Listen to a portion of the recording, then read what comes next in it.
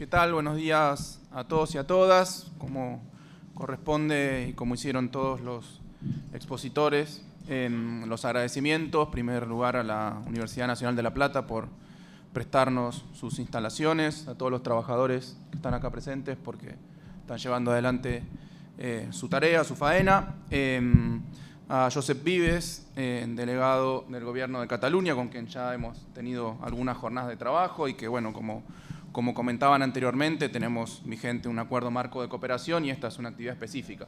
Dentro de ese acuerdo marco de cooperación, a Nicolás Patrici, director de estrategia del Observatorio de las Relaciones Unión Europea-América Latina. Bienvenidos. Bueno, dijiste medio bonaerense, o sea que no te tengo que dar la bienvenida porque estás en tu patria chica de alguna forma, en nuestra patria chica. Y bueno, Sandrita, gracias por organizar, bueno, todos los equipos que estuvieron trabajando en la organización. Primera cuestión, agradecer estas tareas de cooperación que estamos llevando adelante con el Gobierno de Cataluña. Como dicen los chinos, hay la cooperación de beneficio mutuo. Los chinos tienen esa frase, en general la usan, avanzar en tareas de cooperación de beneficio mutuo. Lo resalto porque a veces hay actividades de cooperación o de negociación que no son tan de beneficio mutuo. Perdón que lo exprese, pero es algo en lo que me dediqué muchos años de mi vida como investigador y también como negociador. En ese caso, acuerdos de tipo comercial que muchas veces no son de beneficio mutuo, sino que benefician a unas partes más que la otra. Me refiero puntualmente al Acuerdo Unión Europea-Mercosur, del cual he sido históricamente crítico en los términos en que se ha llevado adelante la negociación y que se sigue llevando adelante luego de 30 años de negociación.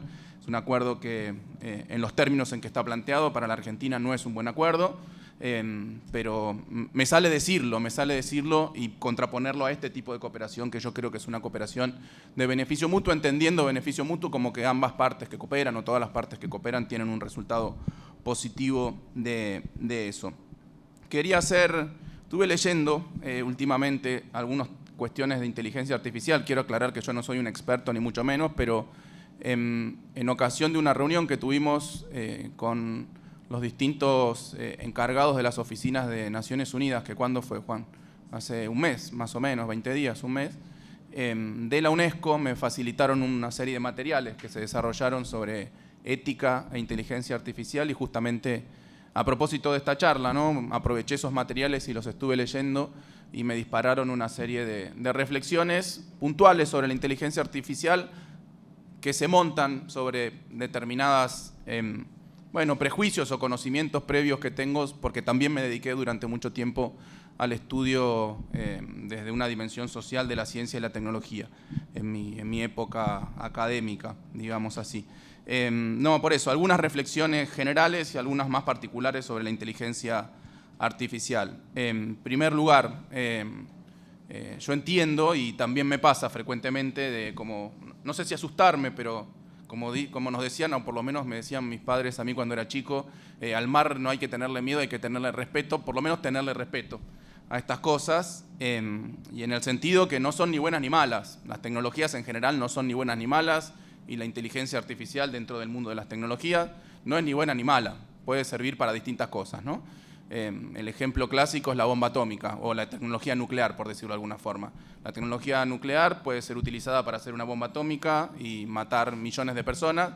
La tecnología nuclear también puede ser utilizada para hacer radioisótopos para medicina nuclear y salvar millones de vidas. Por eso hay una cuestión de que la tecnología no es per se ni buena ni mala, depende el uso y la práctica que se da con esa tecnología, y lo mismo creo que aplica para la inteligencia artificial y ese respeto probablemente muchas veces desde el desconocimiento que nos genera a quienes no somos expertos en la materia.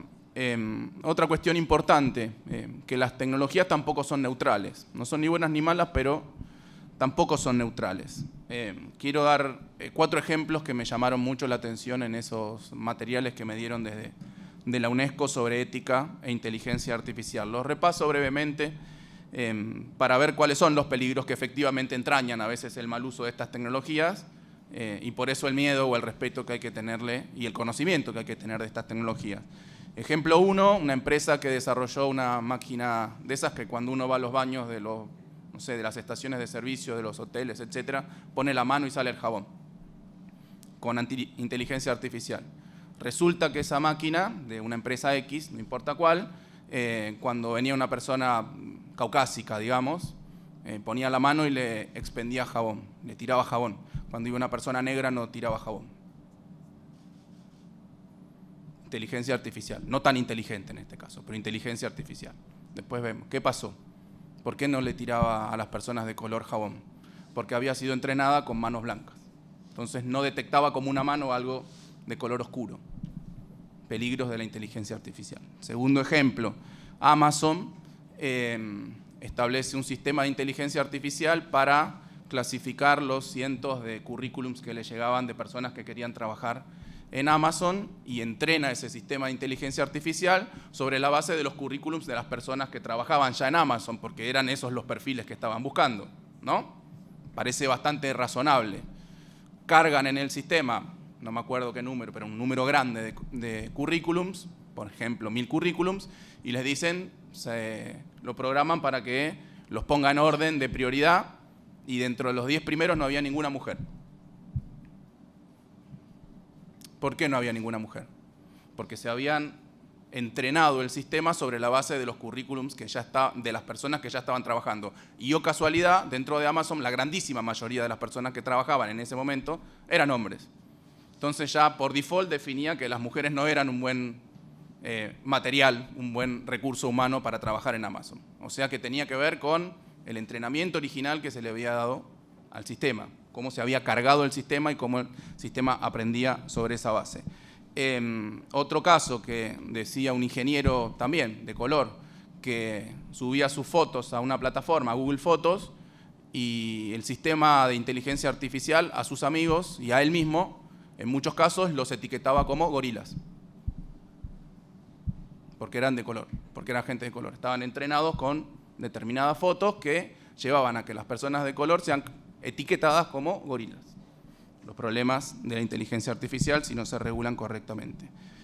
Y por último, un banco que desarrolla un sistema de inteligencia artificial para asignar los créditos que se podían solicitar online. Se solicita un crédito online, se carga una serie de informaciones, etc. Y el resultado era que a las personas más necesitadas, más pobres, nunca les salía crédito. Les salía el crédito solamente. Esto también pasa bastante en la vida real igual. Pero también pasaba con la inteligencia artificial. ¿Qué pasaba? Asignaba los créditos sobre la base justamente de la forma en que se venían históricamente asignando los créditos de acuerdo a determinados parámetros. O sea, en todos estos casos, los pongo como ejemplos problemáticos de la inteligencia artificial, en todos estos casos, la inteligencia artificial lo que hacía era replicar las desigualdades existentes en la vida real.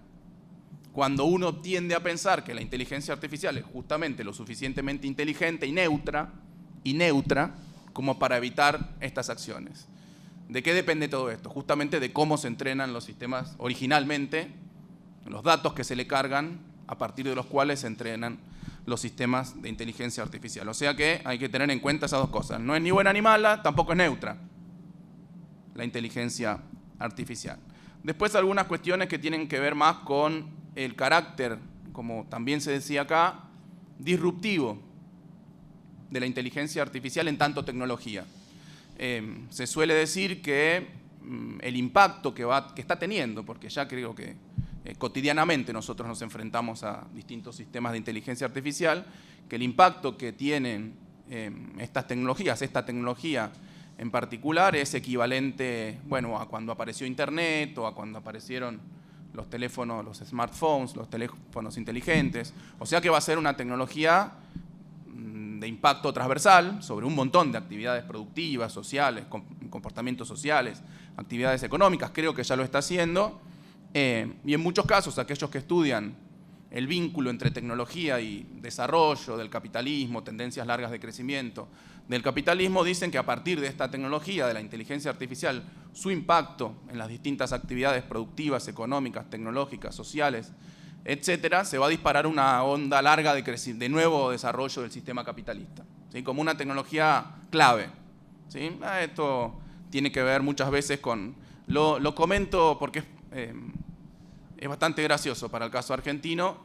Un autor de primera mitad, sí, escribió varios libros durante la primera mitad del siglo XX, Joseph Schumpeter, no sé si lo habrán escuchado, un economista que tiene la particularidad de ser de la escuela austríaca originalmente, de la escuela que admira Milley, la escuela austríaca, es austríaco además, de nacionalidad, Schumpeter, y que se desencantó muchísimo con la escuela austríaca, sobre todo con el método que utilizaba la escuela austríaca de economía, porque lo que él decía es, bueno, si uno aplica los métodos de la economía neoclásica en general y de la economía austríaca en particular, el método que es búsqueda de equilibrios generales permanentemente y ejercicios de estática comparativa para analizar situaciones distintas en el tiempo. Es como decir, saco una foto, modifico una variable y tengo otro resultado que es otra foto, comparo las fotos.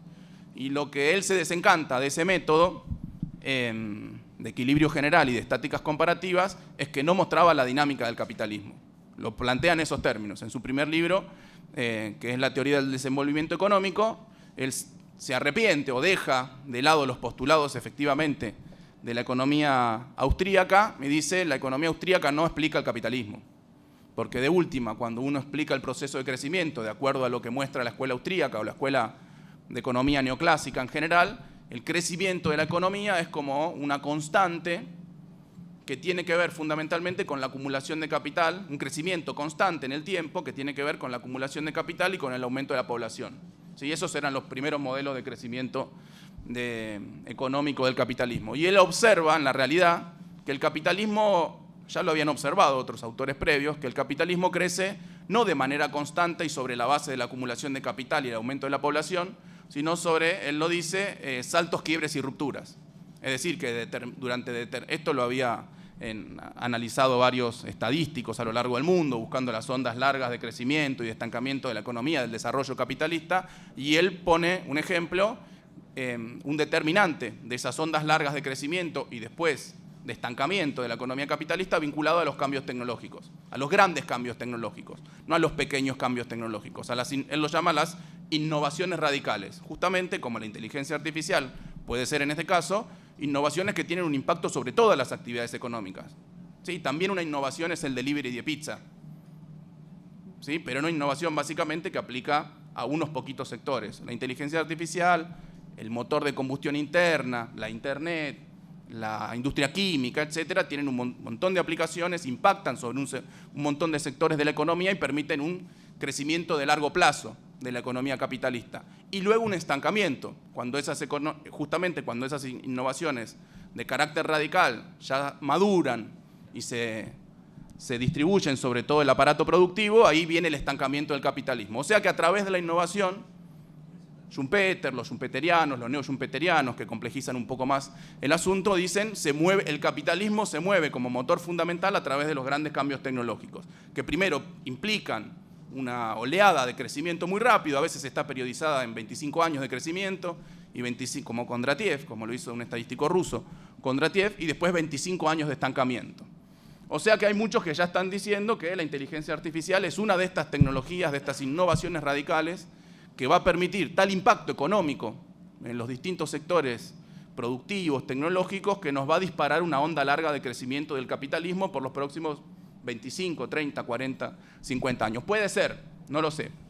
Después están los otros, los que son un poco más pesimistas con esta cuestión, que dicen que, bueno, esto también es una tendencia de largo plazo, el cambio tecnológico, permanentemente, si eso es así, es una tendencia del capitalismo, permanentemente el avance tecnológico como nunca antes en la historia de la humanidad había sucedido, pero no es algo de los últimos 20 años, es desde la spinning jenny, desde el primer telar mecánico, en el siglo XVII, es una tendencia permanente de incorporación de capitales a la producción, incorporación de tecnologías a la producción, que tienen otro efecto, que a veces nos preocupa mucho a los que tenemos responsabilidades políticas, responsabilidades de regulación política, que es la sustitución del capital por la mano de obra.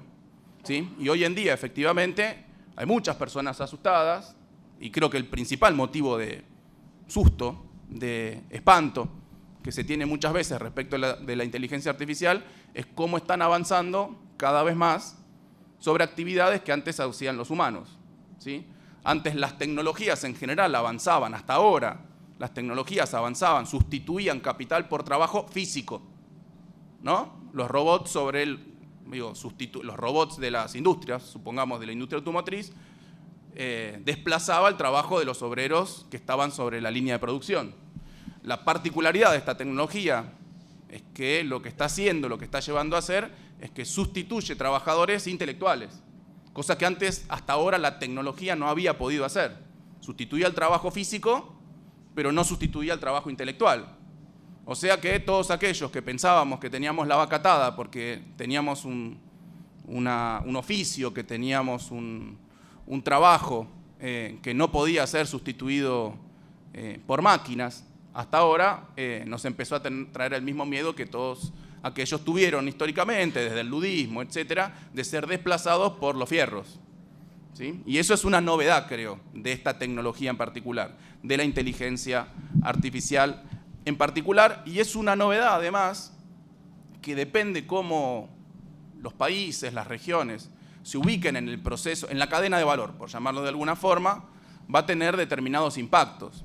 Hay algunos autores de origen marxista que lo que venían mostrando en los últimos tiempos, o desde el inicio del capitalismo, pero que se había acelerado en los últimos tiempos, es que los trabajos crecientemente se iban separando entre aquellos trabajos, lo llaman estos autores, de subjetividad productiva aumentada, es decir, trabajos muy de alta capacitación, es decir, los que crean la inteligencia artificial, los que producen los robots, los trabajadores muy calificados, que son cada vez menos, y una grandísima mayoría de trabajadores que son o desplazados del mercado de trabajo, población sobrante consolidada, diría Carlos Marx, población sobrante consolidada, y aquellos otros que sin ser sobrantes se incorporan solamente a los trabajos con una subjetividad productiva degradada. Es decir, trabajadores que controlan lo que hacen los robots, lo que hacen las tecnologías, trabajadores muy poco capacitados. Y esa es una tendencia que creo que esta tecnología va a profundizar. Una cantidad reducida de trabajadores muy calificados y que por lo tanto son trabajadores de altísimos ingresos, y una gran mayoría de trabajadores desplazados o que se circunscriben a actividades productivas de baja capacitación y que por lo tanto tienen ingresos relativamente mucho menores. Me parece que esta tecnología tiene como todas las tecnologías, pero esto quizá lo profundiza, tiene este peligro. Y por lo tanto, los que estamos con responsabilidades sobre los ingresos, sobre la distribución del ingreso, sobre la igualdad en la sociedad, o los que tenemos esos valores, me parece que son algunas cuestiones que nos tenemos que poner en discusión, y sobre todo porque tiende a suceder además que esos trabajos de altísima capacitación, que son los que desarrollan la inteligencia artificial, los robots, etcétera, se suelen concentrar en determinados países del mundo y en otros países no. En nuestros países se suelen concentrar en los países como Argentina, no digo en el caso de Cataluña, que es un país o una región muy desarrollada, se suelen concentrar en los trabajos de menor calificación y por lo tanto de menores recursos, de menores ingresos relativos. Es una preocupación que tenemos nosotros, quienes tenemos estas responsabilidades, permanentemente, y es un resultado del avance tecnológico. Yo tengo un montón de preguntas respecto a la inteligencia artificial, un montón de reflexiones que me ha disparado esta apertura y las cosas que he estado leyendo últimamente. Me pregunto qué hacer con todo esto, o desde mi punto de vista, de ministro de Gobierno de la provincia más grande de la Argentina. ¿Qué hacer? Primero, imposible negar la existencia de la inteligencia artificial y de su avance. Creo que lo que peor podemos hacer es ponernos en ludistas, ¿no? Y romperla, tratar de romper la inteligencia artificial. Me parece que lo que tenemos que hacer, ni asustarnos tampoco ante las posibles consecuencias, sino que trabajar y aprender. Cosa que ya estamos haciendo, después lo va a presentar Sandra. Nosotros ya tenemos, a partir del trabajo de Sandra y de su equipo, ciertos desarrollos propios en materia de inteligencia artificial, obviamente incipientes, que tenemos que profundizar y que esta cooperación nos viene realmente muy bien. Es decir, involucrarnos en los desarrollos tecnológicos y aprender de estos desarrollos y con estos desarrollos tecnológicos. Por eso digo, lo peor que podemos hacer es como decir que esto no existe o asustarnos y estar a la retranca. No, hay que estudiarlo, hay que trabajarlo, hay que desarrollarlo, hay que aprenderlo. ¿En qué cosas? En desarrollos tecnológicos propios, digo yo. Seguramente hay un montón de cosas para tomar que ya se hicieron, que ya se desarrollaron en otros países del mundo, pero nosotros tenemos que hacer desarrollos tecnológicos propios por dos razones. Porque seguro que van a estar mucho mejor acomodados a las necesidades de los bonaerenses y porque además eso nos da soberanía tecnológica, que es un principio con el que todo nuestro equipo de gobierno digital viene trabajando todo este tiempo. Y eso se refleja en el nuevo data center, bueno, en un montón de políticas que venimos en el trabajo con software de open source, etcétera. Un montón de cosas que venimos haciendo como valores generales, como principios generales de trabajo del gobierno digital de la provincia de Buenos Aires. ¿Qué otra cosa más? Y bueno, regular, creo yo, que si tenemos miedos, estamos asustados, pensamos en distopías vinculadas a la inteligencia artificial, eso va a ser, lo más posible es que eso suceda si no se regulan estas tecnologías, como cualquier otra tecnología. Yo siempre recuerdo un libro que en mi época de estudiante me llamó mucho la atención por cómo se planteaba el tema del principio del capitalismo, de los cercamientos, de las tecnologías, de las primeras tecnologías textiles, etc. Un libro de Karl Polanyi que se llama La Gran Transformación, que Polanyi decía que si no hubiese sido por las regulaciones al mercado, a las tecnologías, a las nuevas formas de producir en ese momento, en gran escala, con trabajo asalariado, si no fuese por las regulaciones que estableció la dinastía de los Tudor en Inglaterra, la ciudad, lo decía en estos términos, la sociedad hubiese sido devorada por un molino satánico. Ese molino satánico era ese capitalismo incipiente desregulado. Por lo tanto, me parece que tenemos que pensar en cómo regular estas cuestiones y a partir de los ejemplos que traje sobre el material de la UNESCO, en los temas de ética que aplican, de regulaciones éticas que aplican a la inteligencia artificial. Y más en general, que no tiene que ver solo con la inteligencia artificial, que no tiene que ver solo con la tecnología, sino que tiene que ver con el desarrollo de nuestros pueblos, me parece que la mejor forma de no asustarnos, de aprovechar estas tecnologías, de sacar lo bueno que tienen estas tecnologías, como cualquier otra tecnología, es invertir en ciencia y tecnología. Es invertir en ciencia y tecnología. Que lamentablemente a nivel nacional lo que nosotros estamos viendo es que en un mundo que crecientemente invierte en ciencia, en tecnología, que refuerza los presupuestos universitarios, en donde los desarrollos productivos y tecnológicos están muy basados en lo que se puede desarrollar en los centros tecnológicos, en las universidades, en un mundo que avanza hacia ese lugar, la Argentina recorta su presupuesto de ciencia y tecnología. No la provincia de Buenos Aires, que lo hemos incrementado, pero obviamente el impacto que tiene lo que podemos hacer en materia científico-tecnológica desde la provincia de Buenos Aires es muchísimo más acotado que lo que debería estar haciendo el gobierno nacional. Entonces es no negar la situación, no asustarnos de la situación, ponernos a trabajar y a estudiar estas tecnologías y sobre todo disponer de los recursos necesarios como para poder aprender y hacer nuestros desarrollos propios para asegurar nuestra propia soberanía tecnológica y que los desarrollos de inteligencia artificial le vengan a solucionar los problemas a los bonaerenses. Eso es lo que nosotros estamos haciendo desde nuestra Subsecretaría de Gobierno Digital con todo nuestro equipo. Así que bueno, muchas gracias.